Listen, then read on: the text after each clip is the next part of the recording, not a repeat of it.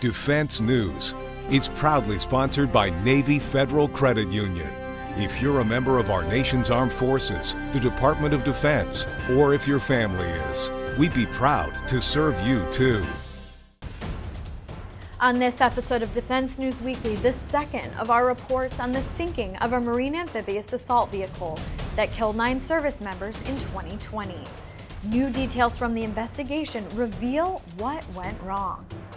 Plus, our Middle East correspondent gives us an update on aircraft sales in the region and what the Lebanese Air Force has in store. And after another swing in policy regarding transgender troops, one of the nation's top-ranking transgender officers talks about what the most recent change means. With the latest news and analysis from the Pentagon to the platoon, this is Defense News Weekly.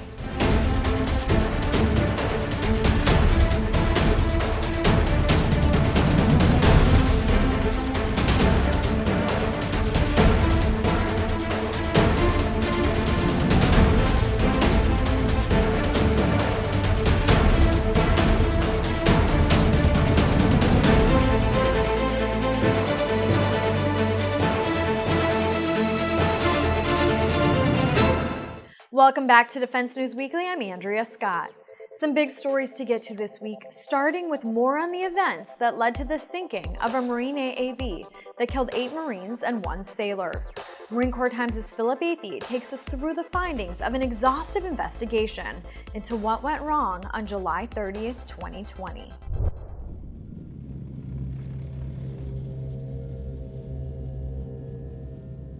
On the morning of July 30th, 2020, Marines set out on a training raid from the USS Somerset to San Clemente Island, California, as part of an early deployment training.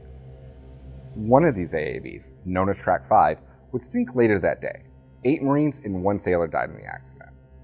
Now, a little more than 7 months later, a lengthy Marine investigation reveals that seeds of the tragedy were sown long ago and came through a confluence of mechanical and human failures. To start with, the AAV in question, Track 5, was a 36-year-old vehicle that had sat deadline, which basically means it's too broken to use, for almost a year before being deployed. Pressed back into use for the deployment, by the time of the exercise last summer, Track 5 had more problems. Leaks that let water in from a variety of places, and pivotally on that day, problems with the transmission that would later cripple it. In fact, before the vehicle left the beach of San Clemente Island, an oil leak was detected, but after crewmen tightened bolts and poured 6 gallons of oil into the transmission, about a quarter of the amount required to fill it, the decision was made to make the journey back across the water to the Somerset. That call, among others, was one of the first in a string of human errors that would doom some of the service members. The investigation found that trouble for Track 5 on July 30th started with water leaking into the crew compartment. As seawater splashed around the soles of the boots of the 14 service members in the back, then to their ankles, the engine problem returned again. The transmission seized, power was lost, and Track 5 was suddenly floating in rough waters.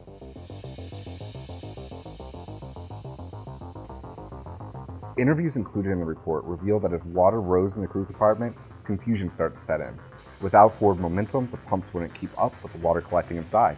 When it hit knee level, the call was made to evacuate, but trouble continued. Communications were down, forcing the vehicle commander to begin waving the November flag, indicating that the vehicle may be sinking. After 20 minutes, the nearest 2 AAVs moved to rescue the sinking vehicle. One of the AAVs attempting to evacuate the service member struck Track 5, turning it broadside into the waves. Inside, the Marines weren't sure whether to drop their gear before attempting to evacuate, a problem highlighted by the reports finding that almost none of the Marines and sailors in Track 5 had egress training. 2 weren't even swim qualified. Then, as the Marines began to evacuate, disaster struck. Turned broadside into the waves by the collision, Track 5 took a large swell that swamped the deck.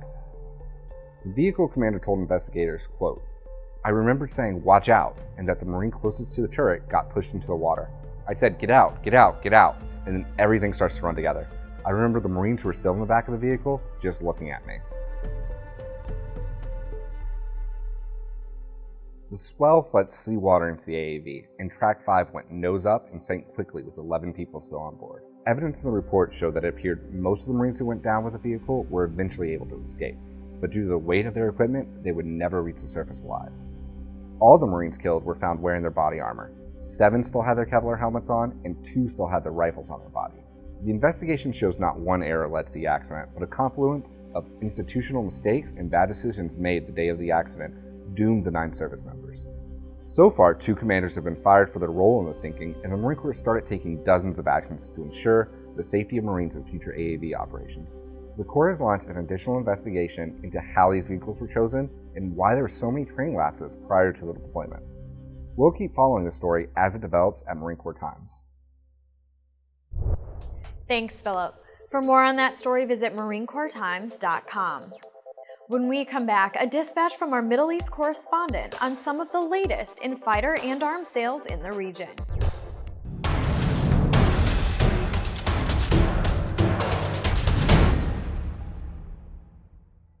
The military and defense market is constantly evolving. Stay on top of the latest news with Sightline Media Group's live events. Continue to learn, understand new tools and technologies.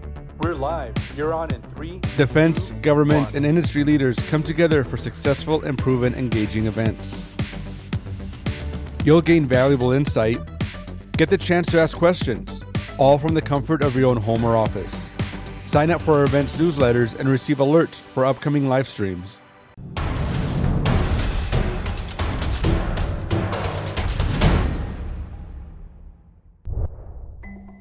The Lebanese government is selling unused fighter jets and helicopters and will be using the money as part of its 5-year plan to enhance its national security.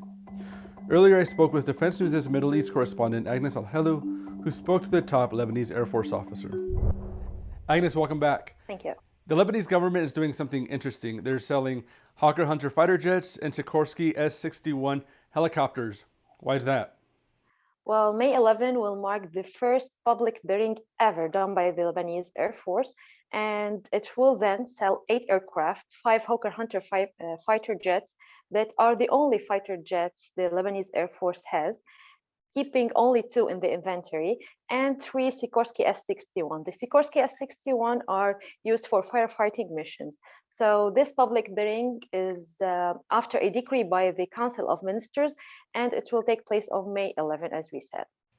So why exactly is Lebanon getting rid of those aircraft? These 8 aircrafts have been non-operational since 2010, and Lebanon is trying to sell them in order to reallocate its resources.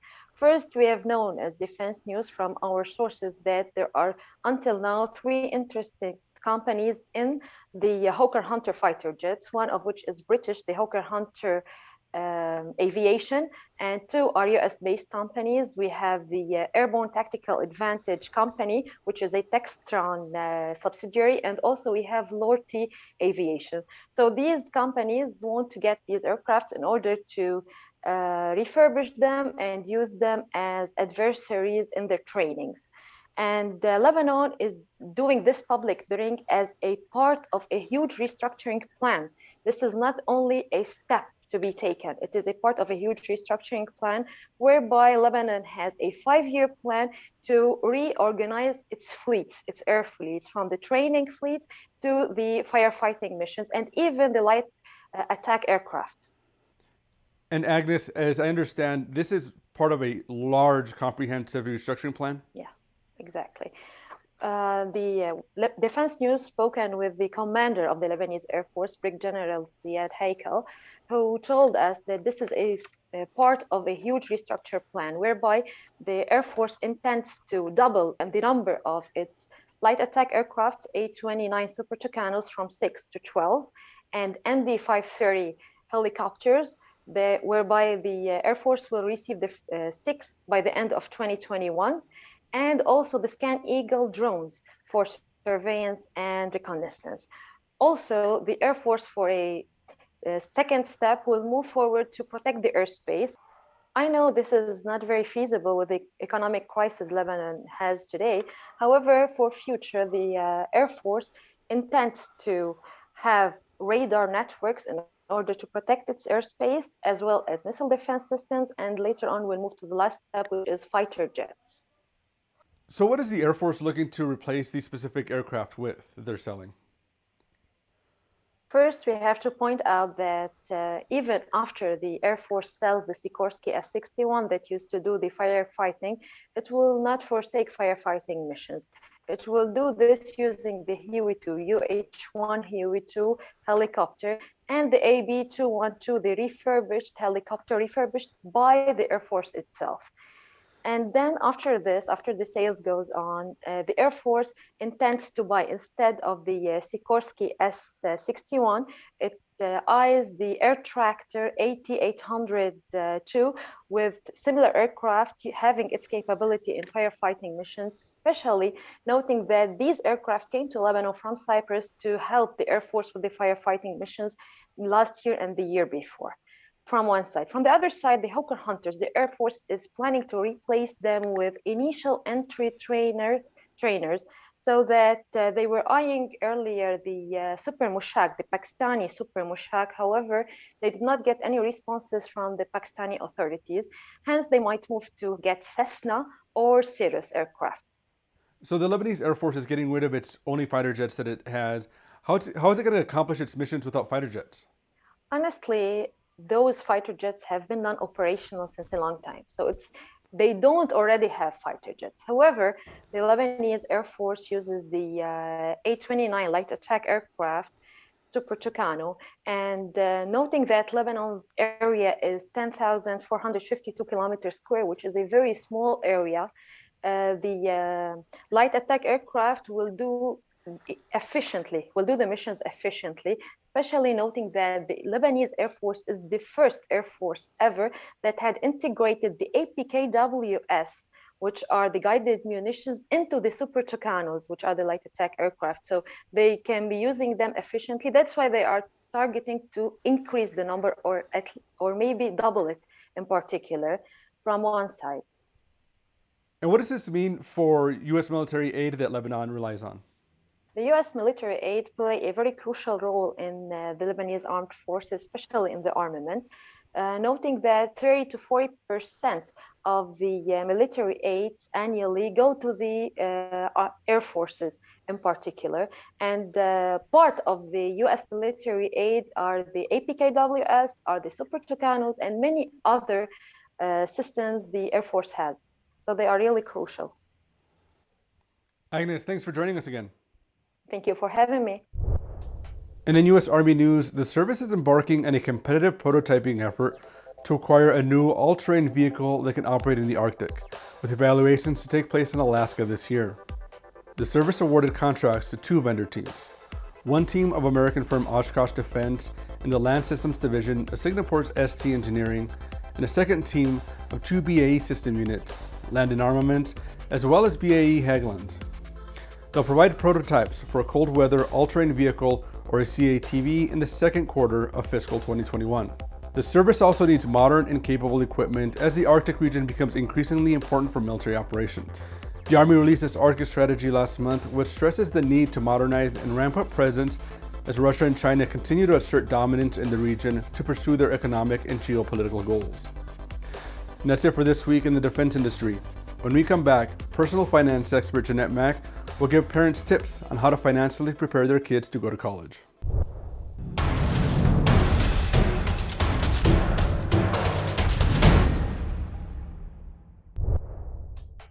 On this edition of Money Minute, Navy Federal Credit Union personal finance expert Jeanette Mack gives her latest tips on saving up for your kids' tuition. When your teen gets their college acceptance letter, it's a day of excitement and anticipation.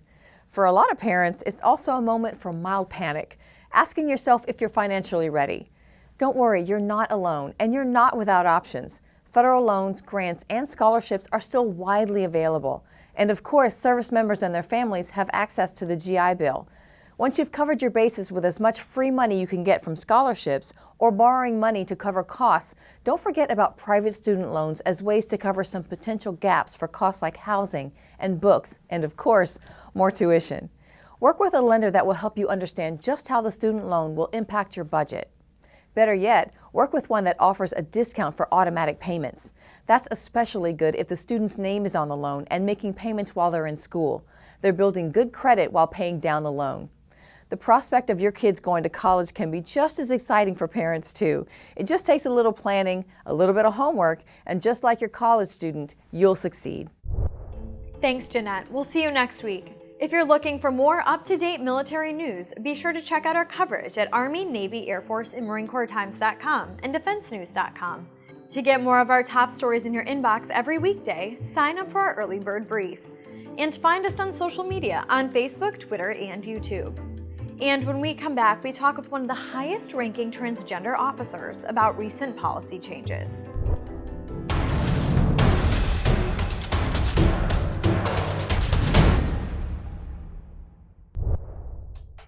Welcome back. The issue of transgender people serving in the military has seesawed with administrations since President Barack Obama opened up avenues for service in 2016. Following the latest change in policy in January, Defense News Weekly's Jessie Karangu talks to one officer about what the change means for her and other transgender troops. During the first days of the Biden administration, President Biden signed an executive order lifting the ban on transgender Americans from joining the military. Air Force Lieutenant Colonel Bree Fram has been out for the past 5 years. She was inspired to join the military due to the events of September 11th, and she tells us how this new policy is affecting transgender Americans across the nation. This is a great time, not only for our transgender service members, but for our military, because what's happened over the past couple of months has been an opportunity being given to thousands of people currently serving and thousands of people waiting to get in. So now that there's no longer us being an official burden on the military, people can reach their full potential. And those people that we have currently serving that are good, maybe even great at their jobs, can reach even higher. The revised policies in these instructions restore the department's original 2016 policies regarding transgender service. Specifically, they prohibit discrimination on the basis of gender identity or an individual's identification as transgender. They provide a means by which to access into the military in one's self-identified gender, provided all appropriate standards are met. They provide a path for those in service for medical treatment, gender transition, and recognition in one's self-identified gender, and they seek to protect the privacy of all service members and to treat them with dignity and respect at all times. Lieutenant Colonel, one of your former bosses at the Pentagon actually told you that his viewpoint about transgender people changed after working with you. Can you speak about that experience? Yeah, one of the bosses I had shortly after coming out, when I first met him, I said, "Sir, I'm trans. Here's why that's relevant, because things were still in the news, things were still happening, and I happen to be one of the senior most, if not currently the senior most officer that happens to be trans in the Department of Defense. So there was some media to do, and he needed to know that, hey, this might come up over the course of the year that I worked for him." But he retired shortly thereafter, and he called me into his office and he said, "You broke my stereotype." And in a way, I thought this was kind of strange because he said, just by showing up to work every day, you changed what I thought of transgender people. And that's kind of backhanded because I thought, wow, that's a pretty low bar, but also what an opportunity I had and that so many other transgender trailblazers have to set or to break those stereotypes by the competence we display. Lieutenant Colonel, what was it like when President Trump implemented the 2019 ban on transgender people serving in the Army and military as a whole? So I go back to the 2017 tweets as kind of the shock moment that no one knew this was coming. All of a sudden, out of the blue, on a beautiful morning, the president tweeted, and for 8 minutes, we thought we might be going to war with North Korea. But when the second and third of his tweets showed up, it turned out the United States government's official position just happened to be that transgender people were a burden and our military could neither accept nor allow them. And so that was this huge shock of where did it come from and what's next? Is it tweet policy? What can we do about it? And really, the best thing any of us could do was to lace up our boots, go into work, and get the job done. And that's what we did over the course of those 2 years as court cases raged, as there was a fight in the media, there was a spotlight on transgender service in a way that there had never been before.